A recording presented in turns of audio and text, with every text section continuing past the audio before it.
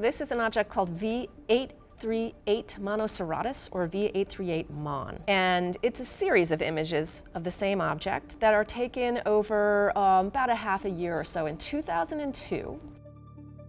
So we see the central object here is the same in each of the 4 images.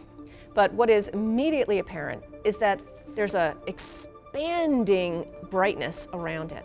So what was first thought would be that, wow, we've got this gas cloud that is just spewing away from this object, but it was spewing away at incredibly fast speeds. What is actually happening here, instead of that gas itself being in motion and causing that expansion, is something called a light echo.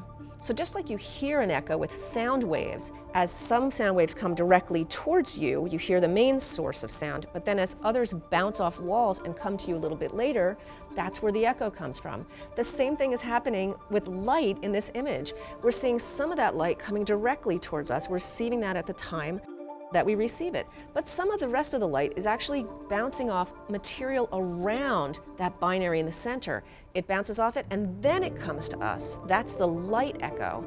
And so each one of those succeeding images where we see this shell further and further from the center is actually that light echo coming to us later in time. So we're actually basically taking a CAT scan of the material around that central star. There's still a lot of mystery surrounding where that material came from. Is it being blown off by these hot, young, energetic stars as a process of their star formation? One of the coolest possibilities is that one of these stars actually engulfed a giant planet in its orbit.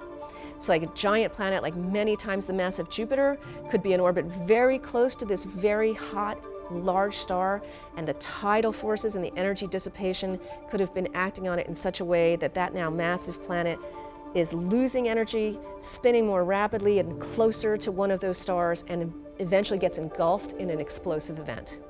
Could have been a large planet, could have been a small star in that system. We don't know what the mass of that intruder was, that interloper that caused this explosive event, but it is very likely that it was something in the neighborhood of that binary system that just got too close to one of those stars, got sucked in, and we saw this explosion as a result.